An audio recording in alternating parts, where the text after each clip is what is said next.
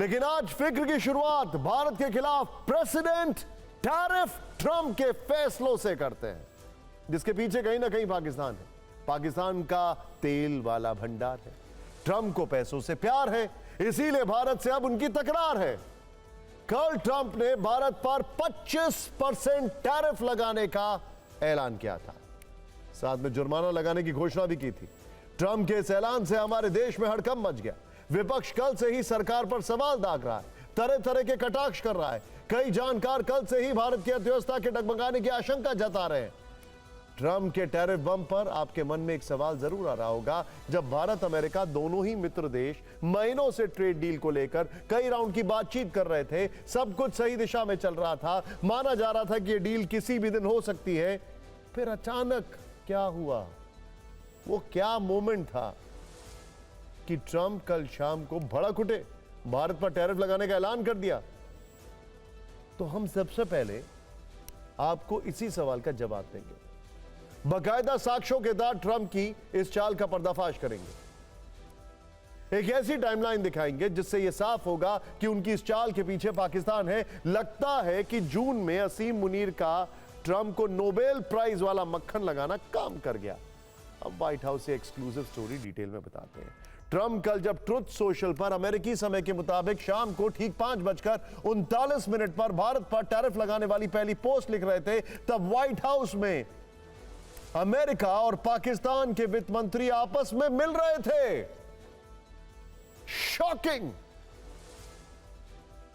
Trump इधर लिख रहे थे भारत हमारा दोस्त है, लेकिन उनके टैरिफ बहुत ज्यादा हैं, लिहाजा हम 25% टैरिफ लगाने जा रहे हैं। तो उधर व्हाइट हाउस में भारत के साथ धोखे की फुल तैयारी चल रही थी। पाकिस्तान और अमेरिका में तेल पर समझौते की अंतिम दौर की बातचीत हो रही थी। आप ये एक्सक्लूसिव तस्वीर देखिए, ध्यान से देखिएगा। Plate on. पाकिस्तान के वित्त मंत्री पहले तो अपने आप में यह हैरानी की बात है, पाकिस्तान जैसे कंगाल मुल्क में वित्त मंत्री भी कोई पोजीशन है। खैर, एनीवे, जोक्स अपार्ट। पाकिस्तान के वित्त मंत्री मोहम्मद औरंगजेब ने अमेरिकी वाणिज्य सचिव हावर्ड लुटनिक से बातचीत की। दोनों में बैठकों का लंबा दौर चला। इसके बाद पता चला कि अमेरिका और पाकिस्तान ने व्यापार समझौते को अंतिम रूप दे दिया। पाकिस्तान और अमेरिका में व्यापार समझौता।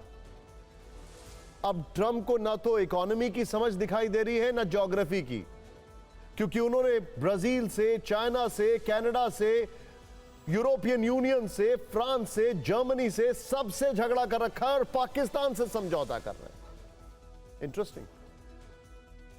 ट्रंप यह सुनने के बाद भारत के विरोध में खुलकर बैटिंग करने लगे। जो भी समझौता हुआ पाकिस्तान का अमेरिका के साथ, उसके बाद अमेरिकी समय के मुताबिक शाम को 5:41 पर वो फिर से ट्रुथ सोशल पर आए और लिखा, भारत के साथ हमारा व्यापार घाटा बहुत बड़ा है। ट्रंप भारत पर टैरिफ लगाने के फैसले को जस्टिफाई करने लगे। ट्रंप यही नहीं रुके। इस पोस्ट के करीब 7 घंटे बाद, यानी कि 31 जुलाई को अमेरिकी समय के अनुसार 1:22 पर, यानी AM, उन्होंने फिर से एक पोस्ट लिखी। खुद माना कि व्हाइट हाउस में कई देशों के साथ वो डील सील करने में व्यस्त थे। इसमें पाकिस्तान भी शामिल था। ट्रंप ने इस पोस्ट में ऐलान किया कि पाकिस्तान के साथ अमेरिका ने बड़ा समझौता किया है। इस समझौते के तहत पाकिस्तान और अमेरिका अपने विशाल तेल भंडारों के विकास पर मिलकर काम करेंगे। हम उस तेल कंपनी का भी चयन कर रहे हैं जो इस साझेदारी का नेतृत्व करेगी। ट्रंप ने इसके बाद भारत पर कटाक्ष वाली एक लाइन और जोड़ी, लिख दिया, कौन जाने हो सकता है इस्लामाबाद किसी दिन दिल्ली को भी तेल बेच दे। बताइए, दिल्ली को तेल बेचेगा कि नहीं बेचेगा, लेकिन पाकिस्तान अमेरिका के पैसों से झूठ कई बार खरीद चुका है, कई बार। खैर, मतलब कंगाल पाकिस्तान को ट्रंप ने हसीन सपने दिखा दिए हैं, या पाकिस्तान ने ट्रंप को हसीन सपने दिखा दिए हैं। खैर, आपको ट्रंप का टैरिफ वाला यह पूरा खेल अब समझ में आ गया होगा। आप जान गए होंगे कि कारोबारी ट्रंप की नजर पाकिस्तान के तेल भंडार पर है। ट्रंप ने डील के बदले में भारत पर टैरिफ लगाकर पाकिस्तान को खुश होने का बड़ा मौका दे दिया है। इसके बाद पाकिस्तान के पीएम शहबाज शरीफ से लेकर पाकिस्तान के वित्त मंत्री तक सभी thank you Trump, thank you president कहने लगे। पूरा पाकिस्तान अमेरिका की चाटुकारिता में जुट गया।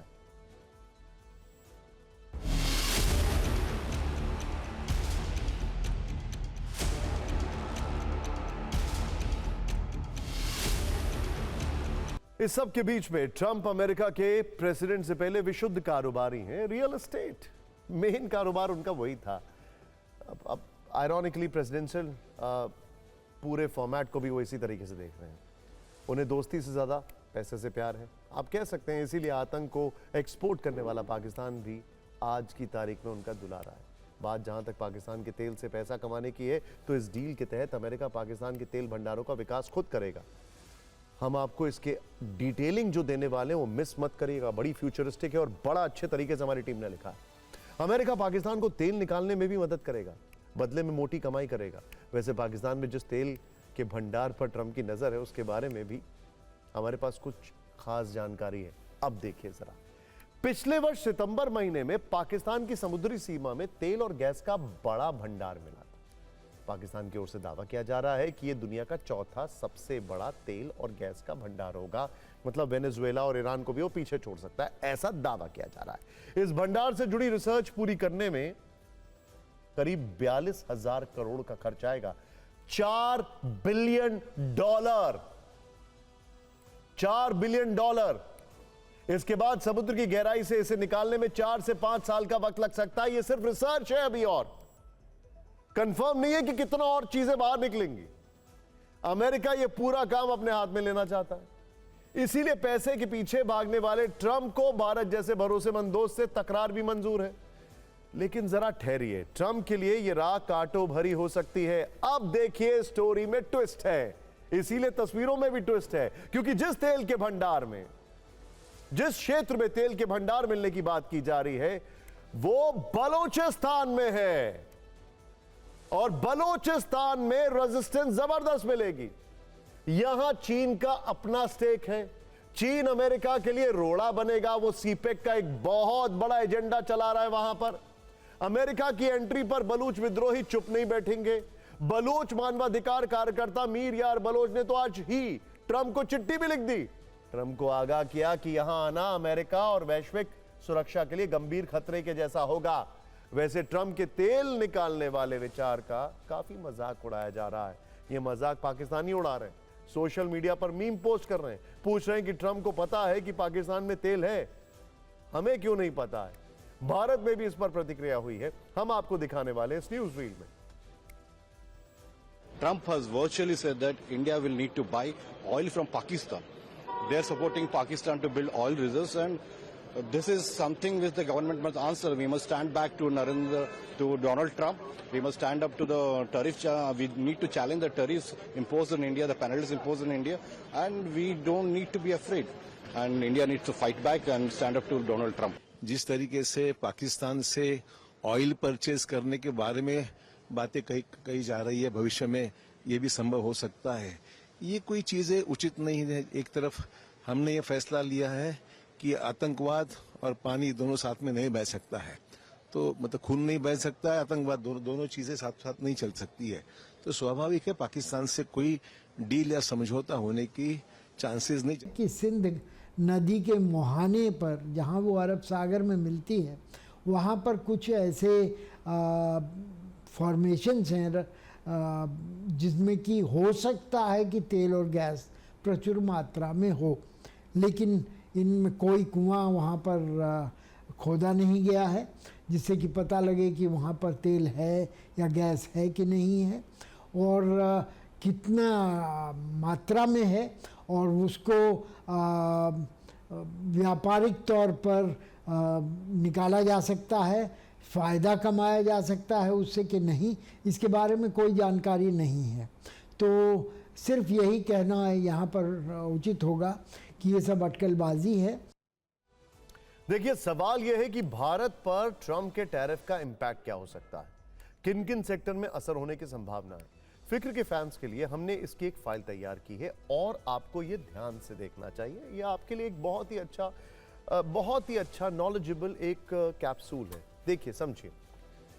कृषि सेक्टर, डायमंड और ज्वेलरी, फार्मा सेक्टर, कार और accessories, refined petroleum, readymade garments, broadcasting, telecom products, IT company और टेक्सटाइल, ये सारे सेक्टर प्रभावित होंगे। इसमें इंटरेस्टिंग बात यह है कि ऑटो एक्सिलरीज को लेकर ट्रंप ऑलरेडी टैरिफ बढ़ाते जा रहे हैं और यही काम वो फार्मा पर भी करना चाहते हैं। भारत अपना एग्रीकल्चर और डेयरी सेक्टर और एमएसएमई को प्रोटेक्ट करने की कोशिश कर रहा है, और यही पॉइंट्स हैं जहां पर तकरार है। अगर अप्रैल 2024 से मार्च 2025 के बीच भारत के एक्सपोर्ट की बात करें तो इंजीनियरिंग गुड्स का एक्सपोर्ट $19 बिलियन, इलेक्ट्रॉनिक गुड्स का एक्सपोर्ट $14.64 बिलियन, दावा है कि एक्सपोर्ट $10.5 बिलियन, जेम्स और ज्वेलरी का एक्सपोर्ट लगभग $10 बिलियन और रेडीमेड गारमेंट्स का एक्सपोर्ट $5 बिलियन से ज्यादा रहा। भारत हर साल $87 बिलियन यानी 7,62,000 करोड़ का सामान अमेरिका को भेजता है। एक अनुमान के मुताबिक अगर टैरिफ लागू हुआ तो भारत को करीब 70,000 करोड़ का नुकसान हो सकता है। 25% टैरिफ के चलते एक्सपोर्ट महंगा होगा, ट्रेड सरप्लस घटेगा, रुपया कमजोर हो सकता है। इसके अलावा भारत का इंपोर्ट भी बढ़ जाएगा। वैसे आपको एक बड़ा पुराना वर्ड याद होगा, उसको कहते हैं हैक, जुगाड़। जब चाइना के ऊपर टैरिफ लग रहा था तो आपको पता है अलग अलग कंट्रीज ने क्या जुगाड़ निकाला, और चीन ने क्या जुगाड़ निकाला। उसने अपना माल वहां भेजना शुरू किया जिनके ऊपर अमेरिका से टैरिफ कम है, और वहां से वो माल अमेरिका जाना शुरू हो गया। जुगाड़। खैर, बात बात पर टैरिफ का खंजर दिखाने वाले ट्रंप के लिए एक शब्द बड़ा ट्रेंड कर रहा है, पलटू।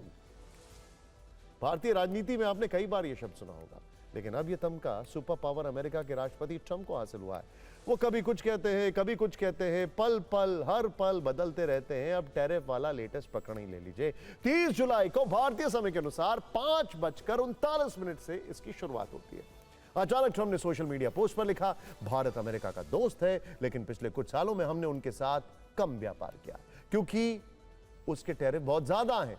ट्रंप ने कहा कि भारत की कई नीतियां ऐसी हैं जो अमेरिकी कंपनियों को व्यापार करने में मुश्किल पैदा करती हैं। उन्होंने कहा है कि भारत आज भी अपने ज्यादातर हथियार रूस से खरीदता है। इन सब वजहों से अब अमेरिका ने फैसला किया है कि भारत से आने वाले सामान पर 1 अगस्त से 25% टैरिफ लगाया जाएगा। इसके अलावा पेनल्टी भी लगाई जाएगी। इसके सिर्फ 2 मिनट बाद ट्रंप ने एक और पोस्ट किया सोशल मीडिया पर और लिखते हैं, भारत के साथ हमारा व्यापार घाटा बहुत ज्यादा है। इस पर भारत की तरफ कोई उत्तेजित करने वाली प्रतिक्रिया नहीं दी गई। ट्रंप शायद समझ नहीं पाए कि क्या किया जाए, इसीलिए थोड़ी देर बाद रात 10 बजे उन्होंने पहला यूटर्न लिया। डोनाल्ड ट्रंप मीडिया के सामने आए और कहा कि भारत पर यह टैरिफ इसलिए लगाया गया है क्योंकि वो ब्रिक्स का सदस्य है, लेकिन सब कुछ 1 हफ्ते में तय होगा। यानी थोड़ी देर पहले टैरिफ लगाने वाले ट्रंप 1 हफ्ते वाला नया दांव चलने लगे। उन्हें लगा होगा कि शायद दबाव वाली रणनीति काम नहीं कर रही है। एक बार सुनिए उन्होंने क्या कहा। ब्रिक्स को धमकी देने वाले ट्रंप, जरा ध्यान दें, ब्रिक्स के बाकी के जो कुछ लेटर्स है ना, स्पेशली बी, सी और आर, यानी ब्राजील, चाइना और रशिया, उन्होंने कल ही ट्रंप को डायरेक्ट चैलेंज कर दिया। मतलब 5 घंटे में डोनाल्ड ट्रंप 3 बार भारत की बात कर चुके थे। उनके सपने में भी शायद भारत ही आ रहा होगा। कब आते हैं ट्रंप के उस विचार पर जो उन्हें ग्लोबल हंसी का पात्र बनाता जा रहा है। ऐसे कई हैं, लेकिन एक ध्यान से देखिएगा। उन्होंने आज एक और शब्द का इस्तेमाल किया, डेड इकोनॉमी। उफ। उन्होंने भारतीय समय के मुताबिक सुबह 9:30 बजे एक और पोस्ट किया। इस पोस्ट में वो हताश और असहाय लग रहे थे। भारत रूस की दोस्ती से वो काफी परेशान दिख रहे थे। उन्होंने लिखा, मुझे परवाह नहीं कि भारत और रूस के साथ क्या करता है, भारत रूस के साथ क्या करता है। वो चाहे तो अपनी डेड इकोनॉमी को एक साथ गर्त में ले जा सकते हैं, उन्हें इससे कोई फर्क नहीं पड़ता। 24 घंटे में ट्रंप ने भारत के खिलाफ काफी कुछ बोल दिया और भारत की इकोनॉमी को डेड बताना उनका अंतिम हथियार था। इसीलिए जरूरी है कि ट्रंप को थोड़ा सच से सामना कराया जाए। उन्हें यह समझना होगा कि भारत एक डेड इकोनॉमी नहीं है, बल्कि अमेरिका से दुगनी रफ्तार से बढ़ने वाली इकोनॉमी है। आईएमएफ के मुताबिक भारत की अर्थव्यवस्था 2025 और 2026 दोनों में 6.4% की दर से बढ़ने का अनुमान है, जबकि अमेरिका की इकोनॉमी ग्रोथ 1.9% है और 2% रहने का अनुमान है। आईएमएफ के मुताबिक 2027 से 28 तक भारत अमेरिका और चीन के बाद दुनिया की तीसरी सबसे बड़ी अर्थव्यवस्था बन जाएगा। गोल्डमैन सैक्स जैसे वित्तीय संस्थानों ने अनुमान लगाया है कि भारत 2075 तक अमेरिका को पछाड़कर दुनिया की दूसरी सबसे बड़ी अर्थव्यवस्था बन जाएगा। लेकिन ट्रंप सोचते हैं कि भारत डेड इकोनॉमी है। ऐसे में यह समझना जरूरी है कि बोला कुछ भी जा सकता है, लेकिन आंकड़े झूठ नहीं बोलते और आंकड़े बता रहे हैं कि भारत डेड नहीं बल्कि तेजी से आसमान की ऊंचाइयों को छू रहा है। लेकिन लगता है कि ट्रंप अमेरिकी अर्थव्यवस्था की हालत से अनजान है या फिर जानबूझकर अनजान बन रहे हैं। बिना ब्रेक के कुछ भी बोले जा रहे हैं, लेकिन भारत पर इसका कोई असर नहीं है। भारत कोई भी बयान आपाधापी में नहीं दे रहा है। भारत ने संयमित और सधे हुए शब्दों में साफ कहा कि अभी अमेरिका से बातचीत जारी है, अभी कुछ भी नहीं कहा जा सकता। केंद्रीय वाणिज्य मंत्री पीयूष गोयल ने आज संसद में इस पर बयान दिया। मात्र एक दशक से भी कम समय में भारत फ्रैजाइल 5 अर्थव्यवस्थाओं में से निकलकर दुनिया की सबसे तेजी से बढ़ती प्रमुख अर्थव्यवस्था बन गया है। हम अपने रिफॉर्म्स और अपने किसानों, एमएसएमई और उद्यमियों की कड़ी मेहनत के बल पर 11वीं सबसे बड़ी अर्थव्यवस्था से शीर्ष 5 अर्थव्यवस्थाओं में से एक बन गए हैं। यह भी अपेक्षित है कि हम कुछ ही वर्षों में तीसरी सबसे बड़ी अर्थव्यवस्था बन जाएंगे। वैसे ट्रंप की पलटू प्रकृति से एक सवाल यह भी बनता है कि क्या वो 25% टैरिफ पर कायम रहेंगे या फिर ये उनकी कोई रणनीति है। क्या ये कोई प्रेशर पॉलिटिक्स है। फिक्र के फैंस के लिए हमने इस प्रश्न का भी उत्तर डिकोड किया है। अगस्त के आखिरी हफ्ते में अमेरिका का एक प्रतिनिधिमंडल ट्रेड डील को लेकर भारत आने वाला है। यहां दोनों देशों के बीच द्विपक्षीय व्यापार डील पर छठे दौर की बातचीत होगी। उम्मीद है कि सितंबर-अक्टूबर तक कोई समझौता हो जाए। एक्सपर्ट्स मानते हैं कि ट्रंप इस तरह टैरिफ की घोषणा करके भारत का पर एग्रीमेंट का दबाव बना रहे हैं। माना जा रहा है कि ट्रंप के स्टैंड में आगे चलकर कुछ बदलाव हो सकते हैं। इसके संकेत काफी मिल रहे हैं। पहला संकेत, ट्रंप ने 25% टैरिफ के साथ भारत को दोस्त भी कहा है, यानी सकारात्मक बातचीत के रास्ते उन्होंने खोले रखे हैं। दूसरा संकेत, चीन अमेरिका के संबंध अच्छे नहीं हैं। एशिया में चीन को काउंटर करने के लिए उसे भारत की जरूरत होगी, इसीलिए भारत को वो अपने हाथों से निकलने नहीं देगा। तीसरा संकेत, टैरिफ के चलते अमेरिका में भारतीय सामान महंगा होगा, जिससे वहां के नागरिक नाराज हो सकते हैं। उन्हें भारतीय प्रोडक्ट्स के लिए जेब ज्यादा ढीली करनी पड़ेगी। इससे अमेरिका में ट्रंप का विरोध बढ़ सकता है। एक बड़ा संकेत है क्वाड। उसमें भारत का बहुत बड़ा रोल है और अमेरिका को पता है कि क्वाड को सक्सेस बनाने के लिए भारत का रोल जरूरी है। कांग्रेस सांसद और पूर्व विदेश मंत्री रह चुके शशि थरूर ट्रंप के टैरिफ वाले दांव को प्रेशर पॉलिटिक्स मानते हैं। It may be just a bargaining tactic. As you know, the trade negotiations are still going on. And therefore, there is a possibility that in the course of negotiations, this may come down. If it doesn't, it will certainly damage our exports, because America is a very big market for us, where I think our exports alone are $87-90 billion. So if that is a dramatic drop, that will hurt us. Some estimates are already coming that we might end up losing 0.5% of GDP if we don't have the American market. Trump के tariff के ऐलान के बाद भारत पे सियासी Sensex में भी अच्छा खासा उछाल देखा गया है। वैसे आपको बता दें कि स्टॉक मार्केट में भी उछाल देखा गया है। ट्रंप के बयान के बाद भारत का सियासी बाजार तेजी के साथ खुला और विपक्षी दलों के बयानों ने उसे रिकॉर्ड स्तर तक पहुंचा दिया। टैरिफ वाले मुद्दे पर लगभग हर विपक्षी दल ने अपने बयान का निवेश किया। हालांकि आज सरकार की तरफ से इस मुद्दे पर लोकसभा में आधिकारिक बयान भी दिया गया। केंद्रीय मंत्री पीयूष गोयल ने कहा, अमेरिकी टैरिफ के प्रभावों का आकलन कर रहे हैं और राष्ट्रीय हितों के लिए हर जरूरी कदम उठाया जाएगा। साथ ही उन्होंने बताया कि अमेरिका के साथ व्यापार समझौते को लेकर 4 दौर की बातचीत हो चुकी है। इस दौरान आयात पर 10 से 50% तक टैरिफ लगाने की बात की। इसके अलावा पीयूष गोयल ने कहा कि भारत दुनिया की 5वीं सबसे बड़ी अर्थव्यवस्थाओं में से एक है और हमारी सरकार विकसित भारत 2047 के लक्ष्य पर लगातार काम कर रही है। लेकिन विपक्षी दल ना तो सरकार के बयान से पहले चुप रहे और ना ही उसके बाद। टैरिफ के ऐलान के बाद ट्रंप ने भारत की अर्थव्यवस्था को डेड इकोनॉमी बताया, जिस पर नेता विपक्ष राहुल गांधी ने कहा, ट्रंप ठीक कह रहे हैं, ये बात सबको पता है, सिवाय प्रधानमंत्री और वित्त मंत्री के। मुझे खुशी है कि अमेरिकी राष्ट्रपति ने तथ्य सामने रखे हैं। इस पर बीजेपी के नेता गौरव वल्लभ ने कहा, राहुल गांधी सुन लें, ये यूपीए वाला भारत नहीं है। उधर कांग्रेस के राजीव शुक्ला ने राहुल गांधी से अलग लाइन लेते हुए कहा कि भारत की आर्थिक स्थिति मजबूत है, ट्रंप गलतफहमी में। टैरिफ के मुद्दे पर कांग्रेस की सांसद प्रियंका गांधी ने भी केंद्र सरकार को घेरा। उन्होंने कहा कि मोदी जी हर जगह जाते हैं, पूरी दुनिया में घूमते हैं, दोस्ती करते हैं लोगों के साथ और फिर हमें ये मिलता है। समाजवादी पार्टी की तरफ से अखिलेश यादव ने कहा कि ट्रंप मोदी की दोस्ती ने भारत के बुरे दिन ला दिए हैं। इस पूरी सियासी फाइट पर हमने एक दमदार रील बनाई है, आप जरूर देखिए।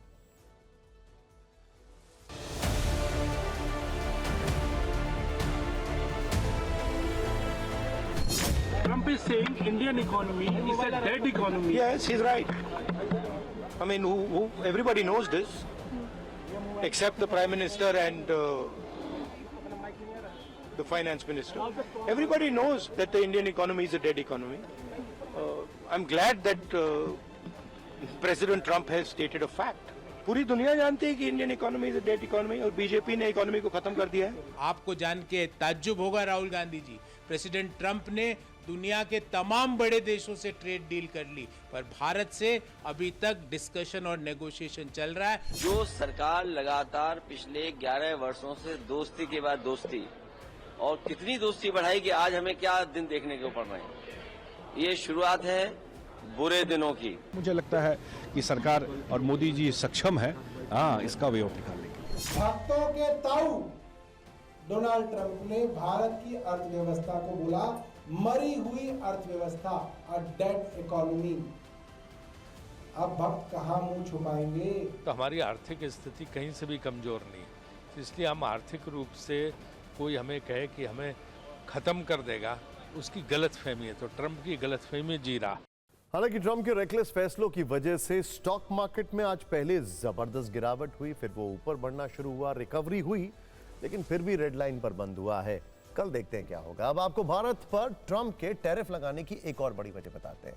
ट्रंप असल में भारत से इस बात से चिढ़ हुए हैं कि रूस और ईरान से भारत की इतनी मजबूत दोस्ती क्यों है.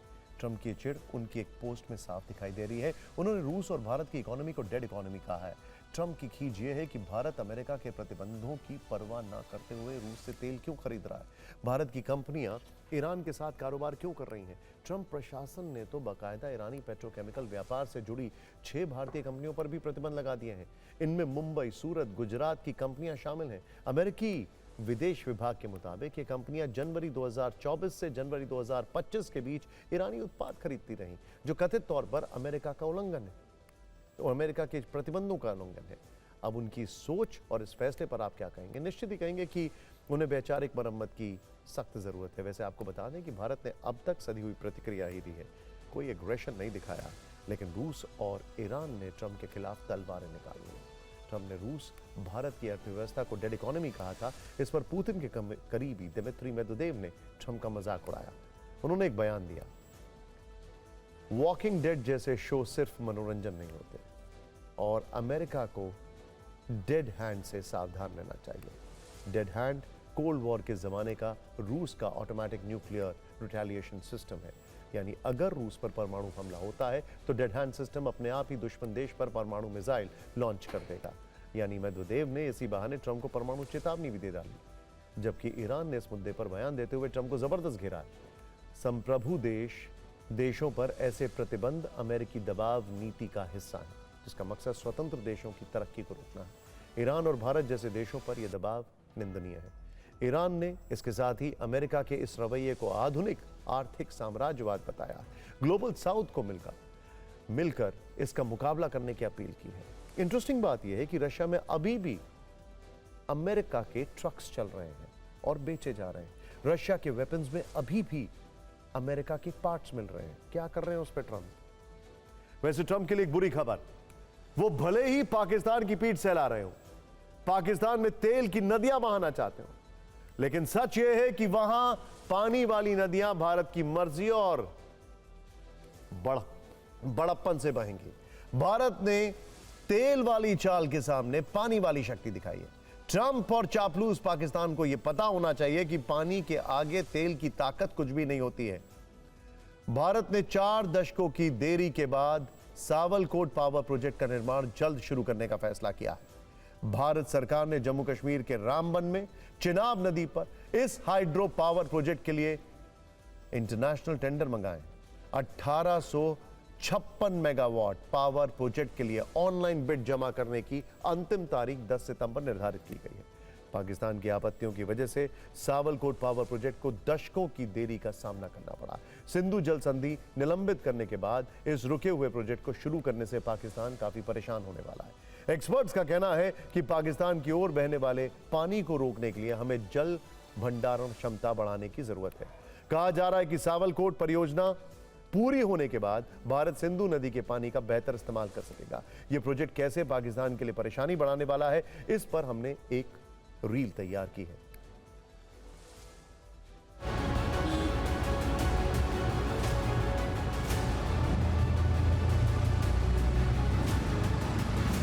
भारत का मत एकदम स्पष्ट है, पानी और खून भी एक साथ नहीं बह सकता। पाकिस्तान को नुकसान बहुत जबरदस्त है, बिकॉज पाकिस्तान का टोटल, जैसे हम लोग डिस्कस कर रहे हैं चेनाब का, total dependency of irrigation agriculture is on Chenab का पानी। अब वो चेनाब का पानी जब उसको नहीं मिलेगा, पर जब चाहिए तब नहीं मिलेगा, तो नुकसान तो बहुत होगा। ये 1800 से ज़्यादा मेगावाट का प्रोजेक्ट होगा पूरा होने पर।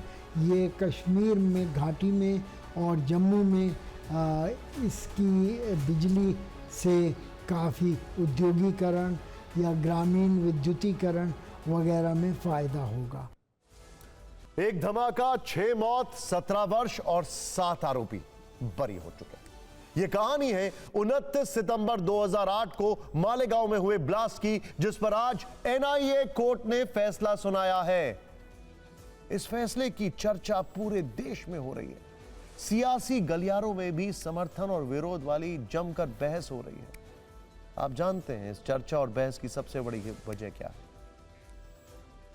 वो है हिंदू आतंकवाद वाला नैरेटिव। आज हिंदू या भगवा आतंकवाद के नैरेटिव पर विश्वास करने वालों को यह फैसला चुभा होगा।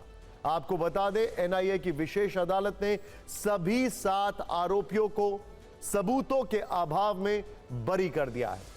हालांकि पीड़ितों के वकील ने हाईकोर्ट में अपील की बात कही है। आज इस फैसले की पूरी कहानी को आरोप और कोर्ट की टिप्पणी के आधार पर समझिए। मालेगांव ब्लास्ट में सबसे ज्यादा चर्चित नाम है साध्वी प्रज्ञा ठाकुर का। यह आरोप था कि मालेगांव ब्लास्ट में जो बाइक इस्तेमाल की गई वो साध्वी प्रज्ञा ठाकुर की थी। कोर्ट ने कहा साबित नहीं हो पाया, इसके कोई सबूत नहीं है, और ना ही यह साबित हो पाया कि हमले में इस्तेमाल बाइक साध्वी की थी। इस केस में एक और नाम है कर्नल पुरोहित का। उन पर बम बनाने का आरोप था, बम सप्लाई करने का आरोप था, लेकिन कोर्ट ने आज कहा कि इसके कोई सबूत नहीं है और ना यह साबित हो पाया। एक नाम सुधाकर चतुर्वेदी का भी है। दावा किया गया कि इनके घर से आरडीएक्स बरामद किया गया था, लेकिन कोर्ट ने एफआईआर पर सवाल उठाए, इसे भी नहीं माना और आरोप साबित नहीं हो पाए। अगला नाम अजय रहिरकर का है, जिनके खाते में टेरर फंडिंग के आरोप लगाए गए, लेकिन इसके भी सबूत नहीं मिले। इसके अलावा कोर्ट ने यह भी कहा कि एटीएस और एनआईए की चार्जशीट में बहुत अंतर है। अदालत के फैसले की सबसे बड़ी बात यह है कि भगवा आतंकवाद का नैरेटिव आज फेल हो गया। इस धमाके के पीछे भगवा आतंकवाद वाले आरोप लगाए गए थे, लेकिन अदालत ने आज कहा कि आतंक का कोई धर्म या रंग नहीं होता है। इसके अलावा कोर्ट ने कहा कि साजिश का कोई भी एंगल साबित नहीं हो पाया है। ब्लास्ट से पहले बैठक हुई थी, इसके भी कोई सबूत नहीं है। इस केस में चश्मदीदों के बयान भी बदले गए हैं।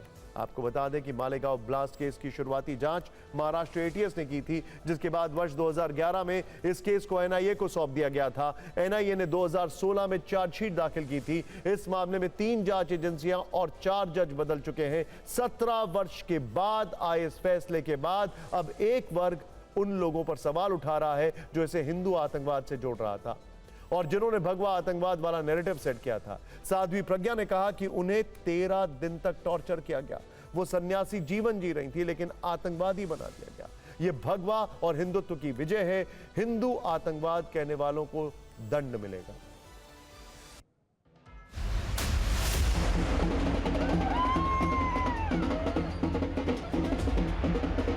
मैं चाहता हूं कि भगवान और मातृभूमि हर एक को ये मौका दे और देते रहते हैं।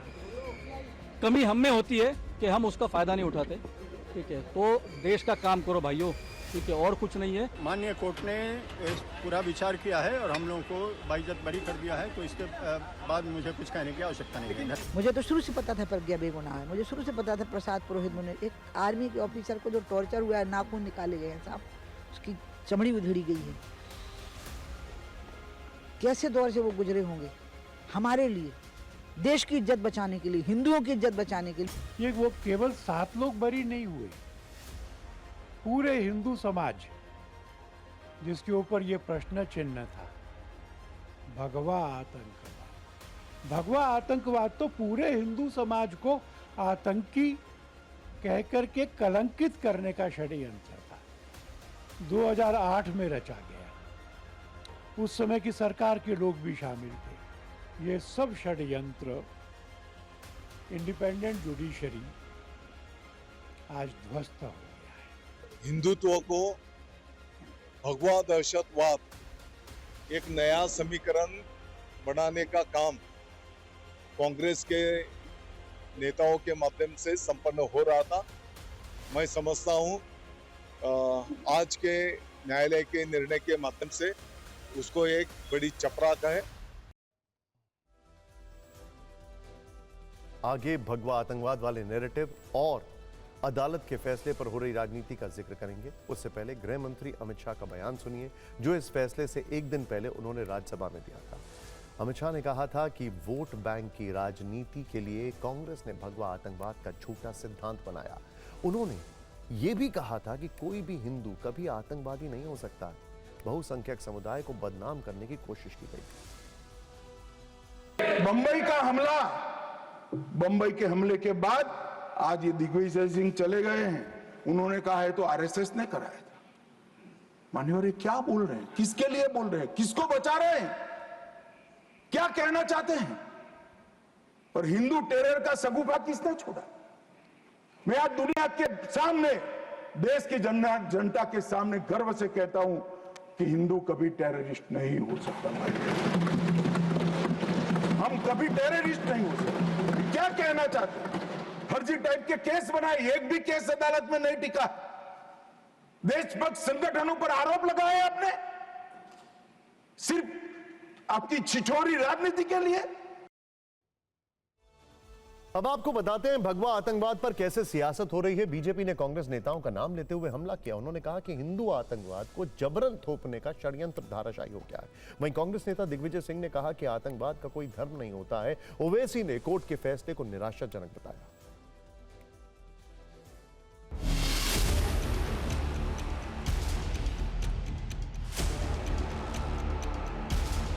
जिस प्रकार से नैरेटिव लाने का प्रयास कांग्रेस ने किया था और तमाम भगवा और हिंदुओं को आतंकवादी ठहराने का जो काम कांग्रेस ने किया था, आज पूरा देश उसका धिक्कार कर रहा है।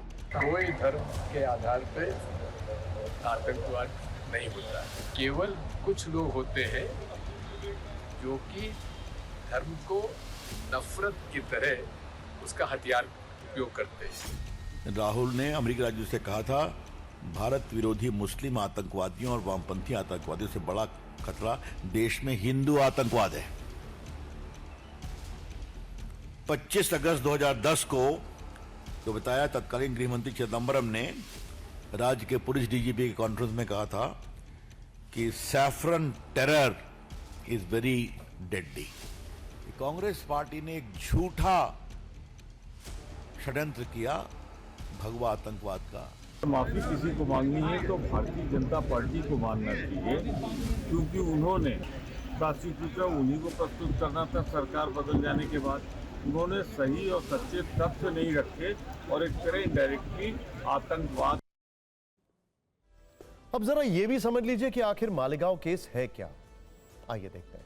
29 सितंबर 2008 को महाराष्ट्र के मालेगांव में रमजान के पवित्र महीने में और नवरात्र से ठीक पहले एक विस्फोट हुआ।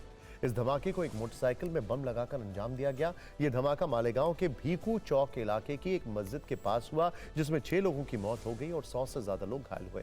इस मामले की जांच पहले महाराष्ट्र एटीएस ने की और फिर एनआईए को जांच सौंप दी गई। जांच में धमाके के पीछे हिंदूवादी संगठन पर शक जताया गया और प्रज्ञा ठाकुर समेत 7 लोगों को आरोपी बनाया गया। करीब 17 साल तक चले केस में 323 गवाहों से पूछताछ हुई, जिनमें 34 गवाह बाद में अपने बयान से पलट गए और 17 साल बाद कोर्ट ने सभी आरोपियों को सबूतों के अभाव में बरी कर दिया। अब आपको अमेरिका की सबसे बड़ी इंटरनेशनल बेइज्जती दिखाते हैं। डोनाल्ड ट्रंप, ध्यान से देखें, अमेरिका का F-35 फाइटर जेट कैलिफोर्निया में क्रैश हो गया।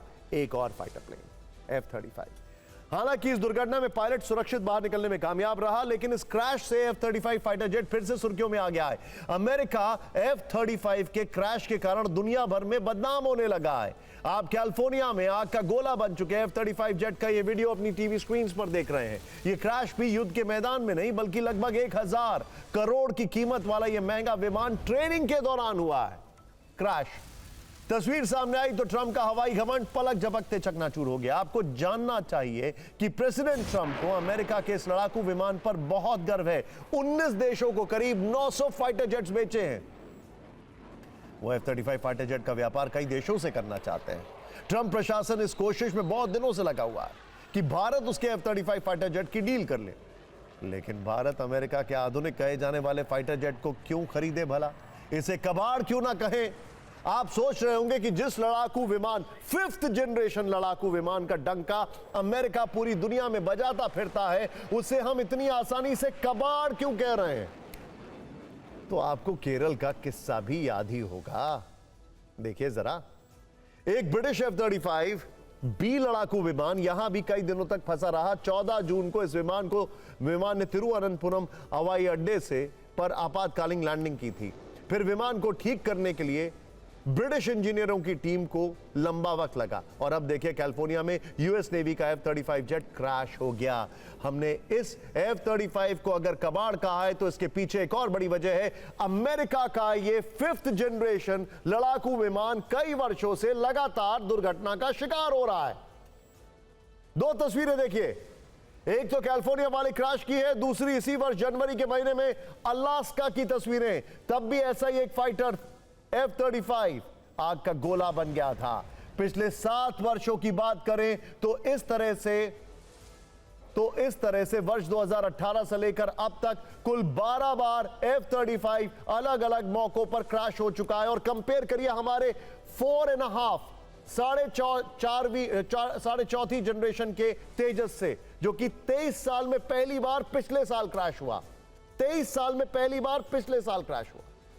खैर, F-35 लाइटनिंग के 3 वर्जन हैं, F-35A, B और F-35C। F-35A को अमेरिकी एयरफोर्स के लिए प्रयोग किया जाता है, F-35V को अमेरिका की मरीन कोर इस्तेमाल करती है, F-35C वर्जन को अमेरिकी नेवी के लिए बनाया गया है। इसे खास तौर पर एयरक्राफ्ट कैरियर से उड़ान भरने, लैंड करने के लिए डिजाइन किया गया है, यानी कि ये वर्टिकल टेक ऑफ करता है जंप जेट की तरह। ये एक सिंगल इंजन है, 5वीं पीढ़ी का सुपरसोनिक फाइटर जेट है, जिसे अमेरिका की कंपनी लॉकहीड मार्टिन ने बनाया है। दुनिया में अमेरिका समेत 19 देश हैं, टू बी वेरी ऑनेस्ट 19 देश हैं जिनके सैन्य बेड़े में यह विमान शामिल है। यह स्टेल्थ तकनीक से लैस है, यानी रेडार को चकमा देने में सक्षम है, लेकिन क्रैश से क्यों नहीं बच पा रहा है, यह ट्रंप के लिए सबसे बड़ा संकट। हमारी अगली खबर संस्कृत भाषा से जुड़ी हुई है। मध्य प्रदेश विधानसभा में संस्कृत भाषा संवाद का माध्यम बन गई है, जहां विधायक अभिलाषा पांडे ने संस्कृत में अपना सवाल पूछा। इस सवाल का जवाब शिक्षा मंत्री राव उदय प्रताप सिंह ने भी संस्कृत में ही दिया। देखते ही देखते सदन में हुए इस संस्कृत संवाद की चर्चा होने लगी। सवाल पूछने वाले विधायक ने कहा कि संस्कृत केवल हमारी पहचान नहीं, बल्कि हमारी सांस्कृतिक आत्मा है। एक बार संस्कृत में हुआ ये संवाद देखें।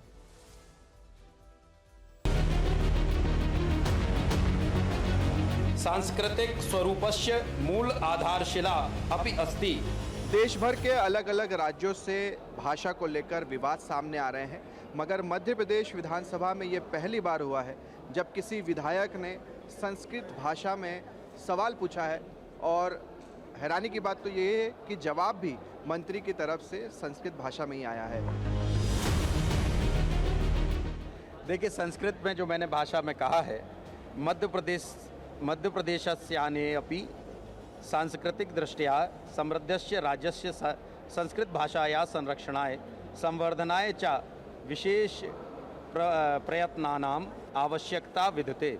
एषा भाषा न केवलम् अस्माकं प्राचीन परंपरायाः ज्ञान विज्ञानस्य च संवहिका अस्ति, अपितु अस्माकं सांस्कृतिक स्वरूपस्य मूलाधारशिला अपि अस्ति। मंत्री जी को समझ में आया ये? सभी को समझ में आया, और आपने देखा कि सदन के अंदर लोगों ने, सत्ता हो चाहे विपक्ष चाहे दर्शक दीर्घा में, सभी ने इस बात का उत्साहवर्धन भी किया। किसी की समझ नहीं आ रही। संस्कृत भाषा ये अच्छी है, वेद भाषा है हमारी, देव भाषा संस्कृत है। स्वाभाविक रूप से उस पर सदन में चर्चा हुई, हमारे लिए गौरव का विषय है।